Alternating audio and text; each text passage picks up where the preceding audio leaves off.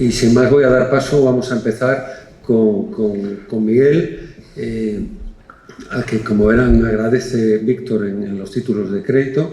Me decía Miguel, después de verla por quinta vez, él estuvo en la premier que dio para algunos amigos en Madrid, Víctor, que a él le parece mejor y que le parece la mejor película española de los 30 últimos años, desde que se acabó El Sur, digamos, películas de ficción. ¿Por qué? No, El Sur no, me refería al Sol del Membrillo, que simplemente yo no cambio mucho de opiniones, y en una votación que pidieron en Caimán de las mejores películas españolas, pues yo, muy en serio, puse la primera de todas, El Sol del Membrillo. Y claro, El Sol del Membrillo la he visto aproximadamente 20 veces, y entonces tengo ya con ella una relación que todavía no llego a tener con Cerrar los ojos, que solo la he visto 5 veces por ahora. Entonces hay un elemento casi sentimental, que cuando te acostumbras a una cosa, pues te cuesta trabajo desprenderte. Mi duda sería solucionable con un empate. Entonces, digamos que las dos. Esto me deja muy mal, porque al final acaba apareciendo, cosa que es terrible y casi debe ser pecado, que la película de Víctor que menos me gusta es El espíritu de la colmena, que me encanta. Creo que es la que es un poco favorita. Es uno de los pocos directores, debo decir, cuyas películas lo único que lamento es que sean demasiadas pocas. Me gustaría que algunas de las que ha hecho hubieran sido un poco más largas, no porque necesitaran más tiempo para narrar lo que narraban, sino porque ha hecho unas películas que eran cortas porque es lo que conseguía hacer. Y yo pienso que realmente, si tuviera alguna lógica el mercado del cine en España, y no sé si en el mundo, pues debería ser lo más lógico que pudiera hacer películas con la mayor facilidad del mundo, y que incluso le llovieran ofertas, que en muchos casos a lo mejor tendría que decir, pues mire, no me interesa hacer una película sobre esto. Pero creo que es uno de esos directores que no tiene un especial empeño en hacer una cosa muy concreta, y que tenga la obsesión con una cierta historia, pero que piensa con gran meticulosidad y respeto qué es lo que quiere contar en cada ocasión, y que desgraciadamente en su carrera, si no recuerdo mal, en El espíritu de la colmena había escenas que no pudo rodar. En El Sur, como quizá ya se vaya sabiendo, falta la parte fundamental en el fondo de la película, que era pues otra mitad, otra tanta duración. Falta de hecho el mismo Sur, que no sale más que por alusiones, y finalmente, pues bueno, casi siempre ha tenido dificultades y ha hecho a veces cortos sumamente interesantes, pero que uno lamenta que no fuera más. Yo lamento particularmente que él tenía una adaptación muy sui generis y muy compleja de El embrujo de Shanghái de Marce, que yo creo que, si no recuerdo mal, había como 10 versiones sumamente diferentes, porque además había planteamientos de que si tenía que durar 3 horas, no podía durar 3 horas, que le obligaban no a cortar unos cachitos y añadir otros, sino a reestructurar toda la historia. Y a mí me parece que el mejor guión que ha tenido entre manos fue el guión de El embrujo de Shanghái, que por suerte se acabó editando en libro, y por tanto es algo que no sé si en este momento es fácil de encontrar. Me temo que no, pero que es el mejor guión que yo creo que ha tenido, y que hubiera sido quizá su mejor película en aquel momento. Entonces, realmente, si ha habido que esperar 31 años desde la anterior película larga hasta esta, pues lo lógico era esperarla con avidez e impaciencia, pero al mismo tiempo con una cierta aprensión, porque dices, ¿y qué ocurre con un director que lleva 30 años casi? Había dirigido cosas en medio, pero sin hacer un largometraje. Bueno, ese es un problema que tiene y que yo creo que ha resuelto muy bien, pero que no estaba de antemano asegurado. Y bueno, pues eso hace que yo procuro ver casi todas las películas españolas, no diré que exactamente todas, porque no todas las veo corriendo, sino que algunas a lo mejor las veo 1 año o 2 años después de su estreno, pero de lo que yo sé del cine español, que no lo distingo demasiado de los de otros lugares, no hago esas divisiones que a veces se hacen de las mejores películas del año, las españolas por un lado y las del resto del mundo por otro. Yo las mezclo y se acabó. Pero, pues, ¿qué le voy a hacer? Me gusta así. Luego intentaré explicar un poco por qué, pero siempre es muy complicado explicar por qué. Bueno, después de escuchar esta defensa tan entusiasta de mi trabajo, bueno, ¿qué puedo decir yo? ¿Qué puedo decir? Pero no es solo Miguel que es amigo, sino que la película ha sido muy bien acogida desde el estreno en Cannes, en Japón, Inglaterra, Francia. Sí, se estrenó primero en Francia, en el mes de agosto, se ha estrenado en Portugal, se ha estrenado en Japón el pasado 9 de febrero, muy bien. Se ha logrado vender a Estados Unidos y próximamente se estrena en el Reino Unido. Pero por mi parte, lo que tengo que decir es que yo soy un espectador imposible de mis películas. Además, casi siempre evito volverlas a ver porque solo percibo en ellas los defectos.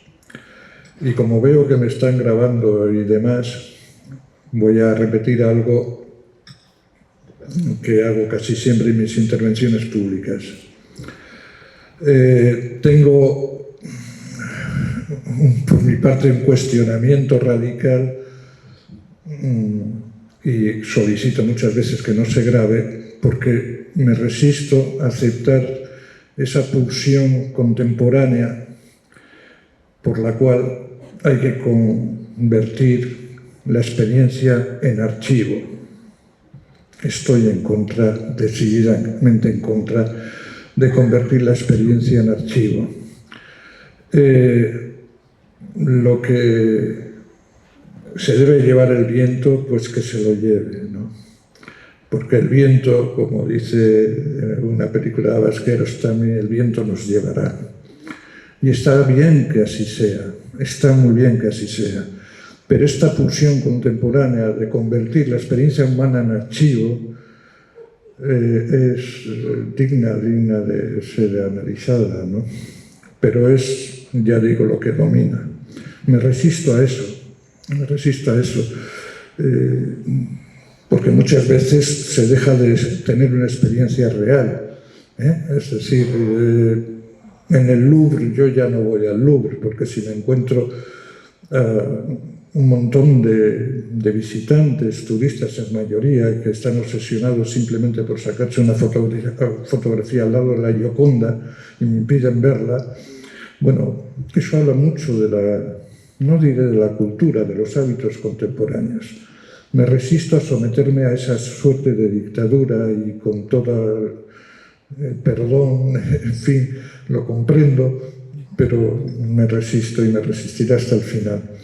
Bien, soy un espectador imposible de mis películas porque yo tiendo a ver los defectos que tienen. No solo los defectos, sino también los fantasmas con los que he convivido durante el proceso de los personajes que no están, o que no están del modo y manera en que yo los había imaginado, ¿no? Entonces, por un lado, en el caso del sur es paradigmático, ¿no? Soy un espectador imposible, porque están presentes para mí los fantasmas de los personajes que nunca llegaron al sur o que nunca aparecieron. Esto no quiere decir que yo no admita la película tal cual es y que respete absolutamente la experiencia del espectador. El espectador es dueño y señor ya. Una vez la película realizada, puesta en circulación, esa película, todas pertenecen a los espectadores. Entonces, lo que uno pueda decir al respecto, pues bueno, es algo muy personal que simplemente lo digo como información, pero también para la dificultad que yo tengo para hablar de mis propias películas. Si uno pretende moverse en el marco de lo sugerido, de la sugerencia, tratar de explicar lo que uno ha hecho, explicarlo en sus pormenores, significa reducir la experiencia, verbalizarla.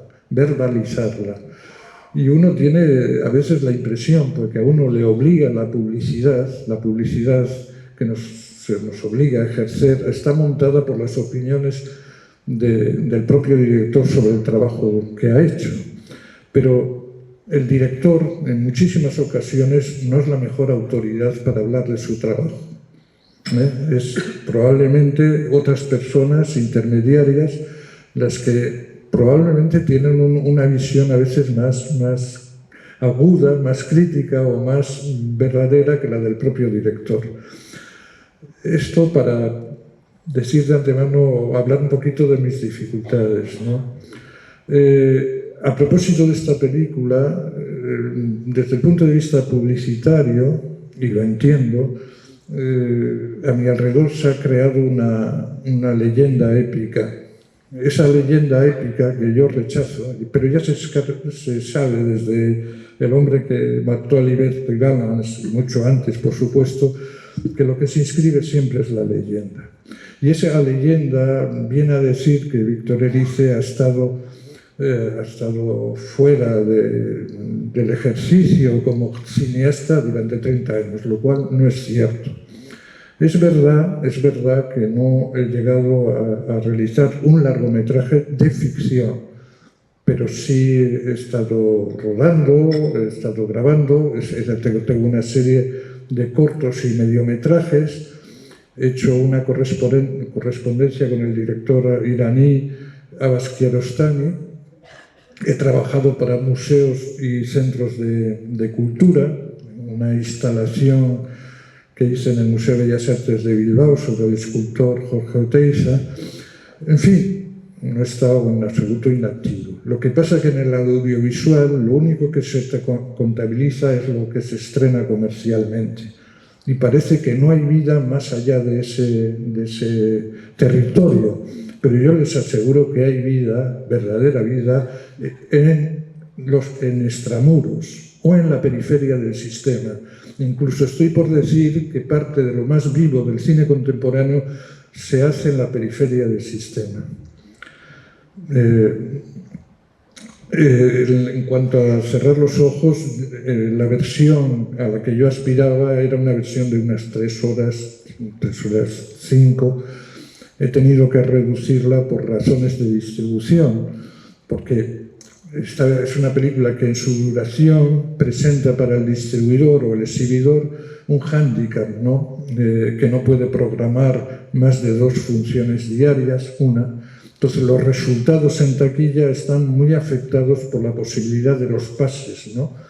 Y he tenido que aceptar esa disciplina, la acepto de buen grado, porque si no la película tampoco sería posible, ¿no? Miguel. Bueno, yo sí creo que deberías explicar, quizá, por lo menos a mí me intriga, de dónde surge esta historia, porque tú tienes muchas historias que no has llegado a realizar y de repente esta, que no recuerdo que supiera nada de ella, y normalmente una historia surge unas veces de relato, de una experiencia, de una imagen, etcétera. No sé, y como veo que es una película muy clara, pero al mismo tiempo bastante compleja y que tratan varios temas al mismo tiempo, pues sí me intriga de dónde te sale. Bueno, para los que conozcan un poquito las películas que he hecho y particularmente El Sur, que se ha difundido muchísimo en televisión, en fin, una obra muy conocida que yo considero incompleta. La frustración del Sur siempre ha reverberado en mi experiencia de cineasta. Y es una experiencia que comporta un cierto margen de frustración, ¿no? En cuanto no es una película para mí completa, no así para el espectador, que la puede considerar como una obra acabada, ¿no? Perfectamente. Tuve esa suerte de que lo que llegué a rodar, de una u otra manera, puede componer una forma de relato, ¿no? Bien, pero la frustración de esa película ha reverberado, como es natural, sobre toda mi experiencia, ¿no? Y un eco de esa frustración yo creo que está en el origen de esta película. ¿De qué modo? Pues en el hecho de que al ser una película inacabada, hay un rasgo común con la película que se llama aquí en Cerrar los Ojos, La mirada de adiós, que también es una película que no se acabó. Yo creo que es el primer elemento que tienen en contacto, ¿no? Hay una película que solo para mí, o casi solo para mí, es inacabada, no se terminó, y de igual modo aquí tratamos de una película que nunca existió, se dice, ¿no? Bien, yo creo que es el primer punto de contacto. Y la primera figura que se me apareció es la figura de la desaparición del actor. ¿Por qué se interrumpe la película? ¿Por qué nunca llega a su fin? El motivo es muy diferente al que a mí me sucedió en El Sur, es que el actor desaparece. Yo siempre digo que hay argumentos, historias que se te van imponiendo cotidianamente y nunca logras erradicarlas o descartarlas. Y por hablar de una manera un poco, como diría yo, de relato que podríamos escribir, yo estoy en mi casa y cada vez que salgo de mi casa me encuentro sentados en la acera de enfrente a dos personajes. Me miran, paso, termino día tras día empezar a saludarles. Y luego hay un momento en que hablo con ellos. Los paso a mi casa y me cuentan que uno es un director de cine y otro es un actor. Me cuentan su historia y digo, esta historia merece la pena. Y así empiezo a pensar en la película, ¿no? De esa manera tan cotidiana, ¿no? La clave en este caso fue no solo la desaparición del actor, incorporar la figura del director. Porque en un primer momento yo no pensaba en la figura del director, ni en la película que ellos hacían, ¿no? Sino simplemente una película que se frustra porque el actor desaparece, y eso entrañaba una forma de misterio. Y entonces pensé que la película sucedía en Andalucía, y la desaparición del actor, yo siempre soñé con una posibilidad de continuar El Sur, pero se me fueron muriendo, desgraciadamente, no pocos de los personajes, ¿no? Entre otras, Rafaela Aparicio, que tenía un papel muy importante en la segunda parte. Estaba también Fernando Fernán Gómez, que no aparece en la primera. Es decir, de algún modo se presentó eso como un imposible, ¿no? Y incluso fabulé la historia en tiempos en Icía Argollén, la protagonista del Sur, en cierto momento, era la hija de ese actor desaparecido, y ella hacía la encuesta para encontrar qué había sido de su padre, ¿no? La reverberación aquí del caso del Sur era muy directa. Pero todo se aclaró cuando decidí incorporar la figura del director. Y al incorporar la figura del director, entramos en un régimen de autorreferencial, que a mí me parece muy delicado de tratar, porque todo el cine, y sobre todo el cine contemporáneo y determinado cine de autor contemporáneo, está lleno de autorreferencias, ¿no? Y a mí eso siempre me parece una materia delicada. Sus peligros, sus tentaciones, no sé si las he sabido evitar en esta película, lo he tratado de hacer, pero digamos que al introducir en el relato la figura de un director y hacer que los dos fueran como dos caras de una misma identidad, eso está jugado de una manera explícita en el elemento un poco simbólico que puede significar la estatua de Jano, ¿no? Un hombre joven, un hombre viejo, y por otro lado que miran en dos direcciones opuestas, ¿no? Pero en el fondo podemos pensar que tanto el actor como el director son las dos caras de una misma identidad. Es decir, uno, el actor, tocado por la mano piadosa del destino, ha perdido la memoria, no sabe quién es. Por tanto, al mismo tiempo, carece de identidad o tiene una identidad postiza, ¿no? Gardel, que es todos y nadie. El director, en cambio, es todo lo contrario. Es una figura simétrica, pero lo contrario. Porque a pesar de haberse apartado del mundo, en cierto modo, o digamos del marco social que le correspondía, viviendo donde vive, ya sin ninguna relación, digamos, con lo que se llamó su oficio en un principio, profesional, no puede evitar el peso de la memoria, ¿no? El peso de la memoria. Y cuando viene a Madrid por motivos de la encuesta de televisión, el programa, y viene también por un motivo económico que yo he tratado de subrayar, en esa estadía en Madrid vuelve todo lo que ha tenido que evitar, el peso, el fardo de la memoria. Y estas dos figuras, que yo creo que son las dos caras de una misma identidad, están jugadas todas, yo pienso, alrededor del nombre. No solamente en la película está el tema de la memoria. A mí me decía Juan Marsé, que es un gran memorialista, el escritor. Juan Marsé siempre ha trabajado sobre el tema de la memoria en un barrio. Y me decía muchas veces, el olvido es una estrategia del vivir a la que nos acogemos para seguir adelante a veces. La estrategia del vivir. Y es algo verdad. Lo que pasa es que el actor ha tenido esa suerte, ¿no?, de que el destino le haya borrado todo. Entonces, digamos que está muy contento con ser Gardel. Está con ese nombre postizo. O sea, no tiene ninguna necesidad de volver a lo que fue. Y el tema del nombre, porque en la película se barajan constantemente, ¿no? El Monsieur Lévy ha cambiado hasta 4 veces de nombre. La niña es Chaosu y es Julis. Al director, en Marina Rincón, donde vive, le llaman Mike. Al mismo tiempo es Mike. Es decir, el actor fue también Mario Guardione, profesor de tangos y al mismo tiempo actor. Detrás, eso es un elemento que siempre a mí me había preocupado, ¿no? ¿Qué es un nombre? Ese nombre que al nacer nos ponen y que nosotros nunca elegimos y que nos cae encima.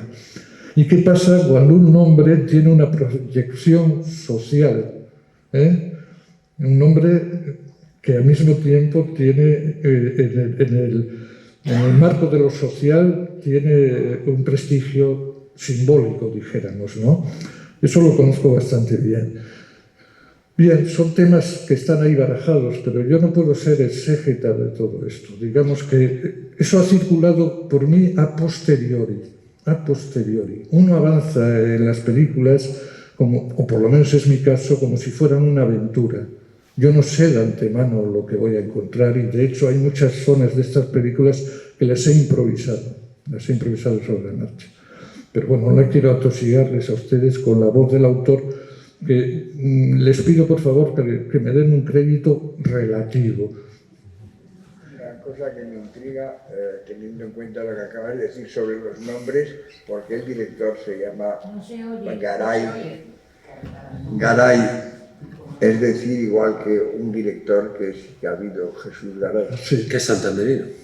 Es pura casualidad, es pura casualidad. Me lo hicieron ver cuando ya lo había puesto, pero si uno está conviviendo, y hay un periodo que es la escritura, donde uno convive con esos personajes, se me ha impuesto ese nombre. Luego descubrí que, por ejemplo, el apellido Arenas, alguien me dijo, pero si en el sur el personaje de Homero Antonucci también se apellidaba Arenas. Confieso que me surgió del inconsciente. Todo el mundo piensa que el trabajo de un cineasta responde a una serie de fórmulas que manejan una especie de laboratorio. Hay mucho trabajo del inconsciente, de la espontaneidad. Yo creo que el trabajo de una película es un hecho existencial, fundamental, ¿no? Y tiene más que ver con la vida de todos los días, ¿no? Esto lo decía muy bien Jean-Luc Godard, ¿no? Como tantas otras cosas. Decía, el escritor se sienta a su mesa de trabajo y escribe, aquella mañana el cielo era azul. Bien. Vuelve a los 2 días a su mesa de trabajo, el escritor vuelve a leer el comienzo de ese cuento o novela. No, aquella mañana el cielo no era azul, era gris.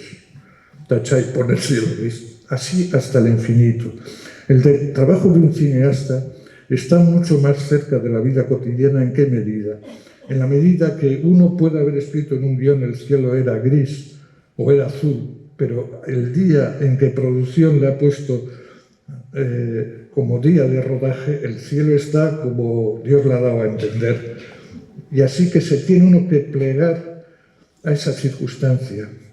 Y yo encuentro que es una de las características que me gustan del cine, ¿no? El hecho, por la realización de una película pasan todos los estamentos de la sociedad. Hay que pedir permisos en las calles, entran los guardias, los notarios, todo el espectro social circula por la realización de una película. Qué diferente del trabajo de un escritor recluido, ¿eh? Y luego es un trabajo que se hace con un equipo, que nos obliga a salirnos de nosotros mismos, lo cual es bueno. Encontrar al prójimo es importante, muy importante en la creación, y eso lo da el cine como nada,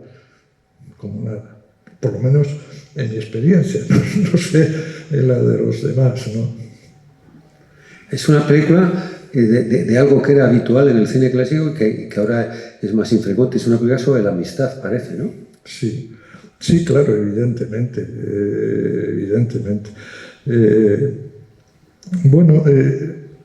El cine está ahí como un elemento movilizador. De ahí que se cante esa canción que no estaba en el guión, ¿no? Que es la canción que se canta en la película Río Bravo de Howard Hawks. Pues hay complicidades, ¿no? Y yo encuentro que esto en el cine, la experiencia que ha sido para mí el cine, o la contemplación de una película, cuando era una experiencia pública, siempre pública, que no sucedía en lo privado, en lo doméstico, en el salón de su casa, sino el cine, tal como yo lo conocí, es lo de ahora, ir a una sala y encontrar a los demás. Era el encuentro con una soledad promiscua, como era la de las salas de cine, ¿no? Y ahí uno ha encontrado a los amigos, ha encontrado un tejido de complicidades, también en los cineclubs, que quiero yo reivindicar absolutamente, ya que estoy en el Cineclub de Santander, es que mi experiencia, y lo vuelvo a repetir, es muy importante mi experiencia en el Cineclub de San Sebastián, ¿no? Donde allí encontré personas que han sido amigos por prácticamente toda mi vida, y estoy hablando de los tiempos de la adolescencia. Entonces, este elemento vital absolutamente lo ha tenido el cine. Ahora el consumo es a veces doméstico, no lo vemos en una gran pantalla, se puede reproducir hasta en el móvil una película, en el móvil, en la tableta, en el ordenador. Es como un electrodoméstico, ¿no? Y la experiencia original del cine fue la sala, y es lo único que queda como residuo casi, del invento de los hermanos Lumière. Esto es así. Y ahora mucho más con las grandes corporaciones y plataformas, pues el público se queda en su casa y tiene a disposición en el mando de distancia ver muchísimas películas, ¿no? Y la sala queda ya como un lugar, muchas veces hay productores, distribuidores que no quieren estrenar la película en salas, ¿no? Y que casi hay que pagar para que a uno le estrenen en salas, ¿no? Y eso para mí es una pérdida, ¿no? Bueno, me ha llamado la atención lo que has dicho de que el actor es feliz porque ha perdido la memoria y está encantado, mientras que el otro tiene toda la carga de la memoria. Según eso, la acción final del director de ponerle la película como para que intente volver a ser quien fue, no tendría un carácter muy favorable. No, lo que hay ahí es un llamamiento a la conciencia. Lo que yo quiero decir, no sé si lo he conseguido, que el problema no es solo la memoria, el problema es la conciencia. Esto se lo dice, yo no sé si Gardel tiene memoria, la ha perdido, pero tendrá conciencia. Esto es fundamental en la escena final. No es un llamamiento, una interpelación a Gardel sentado en la butaca a ver si recobra la memoria. Es a ver si cobra un atisbo de conciencia, porque no hay conciencia del prójimo en Gardel. Gardel hace cantidad de tareas en el asilo. Nunca le vemos que coja a un anciano y lo lleve de la mano o lo cuide. Hace sus tareas. Pero para mí lo fundamental es el tema de la conciencia, y lo dice el médico que interpreta mis palabras. Mire, la cuestión es despertar su alma. Dice que quizá a usted le parezca esta una manera rancia de decir las cosas. Dice, no lo solo del personaje que dice, no, por Dios. Pero esa es la cosa. En el final, una cosa que improvisé en el set es que miraran a cámara tanto el actor como la niña. A cámara, no estaba en el guión. Y ahí hay una interpelación, no solamente a Gardel, no solamente a los que están sentados en el patio de butaca, al espectador de cerrar los ojos, que es una interpelación que pasa por el llanto de la niña, que es la acción más verdadera de toda la película, porque no era una actriz y lloraba de verdad. Mire, cuando se invoca a Dreyer, si vemos Dies Irae, cuando Johannes recobra la conciencia, recobra la identidad. Ordet necesita al lado la niña que le coge de la mano y que sonríe. Sin eso no hay milagro. Sin eso no existe el milagro. Existe a través de la inocencia de la niña, de la confianza de la niña, de la fe de la niña.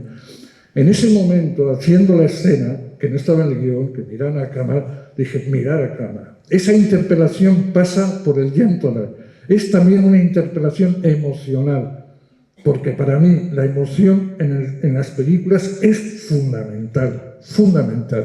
La emoción es un elemento de comunicación entre todas las personas que va más allá de las identidades culturales, de todo lo demás. Es lo que nos conmueve radicalmente. Y uno modestamente intenta ir a eso.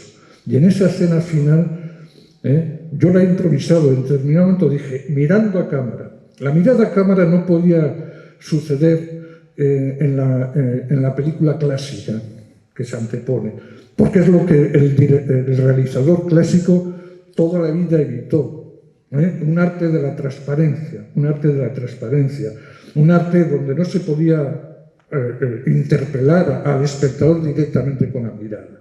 Sabemos que la modernidad introduce la mirada a cámara. El precedente, Un verano con Mónica, de Ingmar Bergman. 3 minutos de la protagonista mirando a cámara en el final. Eso lo retoma Godard en Abu de Sur. Por tanto, yo ahí me permito hacer una transgresión respecto a lo que podría ser el relato clásico, que es el de la mirada de Dios, porque es un cine de arquetipos, de personajes más fuertes que la vida, lo es Leví. Pero en el cine clásico y en esa película hay redención de la realidad. porque un padre, antes de morir, es reconocido por su hija. Pero en el patio de butacas estamos nosotros, los que no tenemos redención simbólica posible. Somos los restos del naufragio, de los grandes relatos. Pero el gran relato está arriba. Y por eso, como en todo el cine clásico, hay la redención final. En el cine de mi infancia, el mal era castigado. Yo estoy por los finales felices del cine antiguo, o sea, porque el mal era castigado y el bueno ganaba. Pues muy bien, es una lección moral, ¿no? En este caso, lo que se ve claramente es que en medio de todo, en el final, no hay que olvidar que el actor, en cuanto personaje de ficción, es capaz de hacer el gesto más generoso, ampara a la niña con su gabardina, ese gesto último de ampararla. Eso está improvisado por mí en el set. En el set, allí es donde hay que hacer las cosas. Y la interpelación es también a todos ustedes como espectadores, porque el final, claro que es abierto. Yo no sé si recobra la memoria o no recobra, pero eso no es un asunto. Yo no hago ese tipo de cuentas, Paulino, que tú pretendes hacer.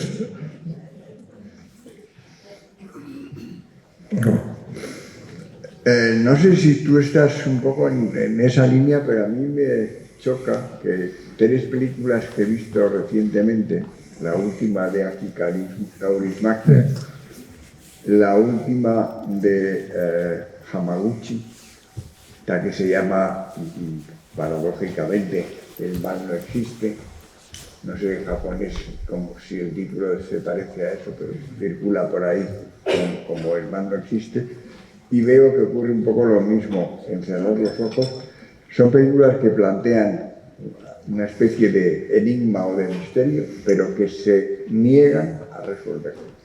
Es decir, que se revelan, cosa que es rarísima, contra la dictadura de los finales, como elemento que aclara lo que la película ha querido decir y que si el final es tal, pues ya el resto no cuenta. Entonces me da la sensación que en estas 3 películas muy recientes ocurre una especie de rebelión frente a ese carácter de ponerle el sello de la historia verdadera es esta, plaf.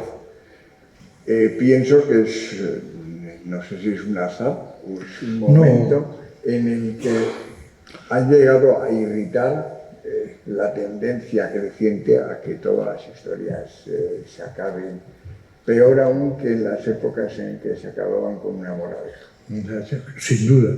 Bueno, yo en esta película he jugado con toda premeditación, porque si no, no hubiera podido pasar el número de aduanas que hay que atravesar, con aduaneros que a uno le registran el equipaje, la maleta, para pasar por televisión, para pasar por el Ministerio de Cultura. Es decir, ¿qué lleva usted en la maleta? Pues, mire usted, aquí lo que llevo, no, eso no vale, esto tampoco, y si está Netflix de por medio ya no os digo lo que ve en la maleta. Un elemento que he jugado es el enigma. Hay un cierto enigma, de tal manera que es objeto de una emisión de televisión. El desafío que yo tenía en la película, y no sé si lo he conseguido, ustedes dirán, es pasar del enigma al misterio. Una cosa es el enigma, y otra cosa es el misterio. El enigma es quién mató, quién fue el asesino, es el mayordomo. Eso pasa en las novelas de Agatha Christie, no el mayordomo, al final. El misterio por sí mismo, por su propia naturaleza, no se puede cerrar ni desentrañar. Siempre, para que siga siendo un misterio, no se le tiene que cerrar el sentido y darle una respuesta. Es el caso. Yo no sé si Gardel recobra siquiera la memoria. Hace un gesto que es cerrar los ojos. Dejo al espectador que elabore la respuesta, porque lo que solicita un determinado cine a partir de la modernidad es hacer del espectador o reclamar del espectador una actitud activa, no pasiva, de participación.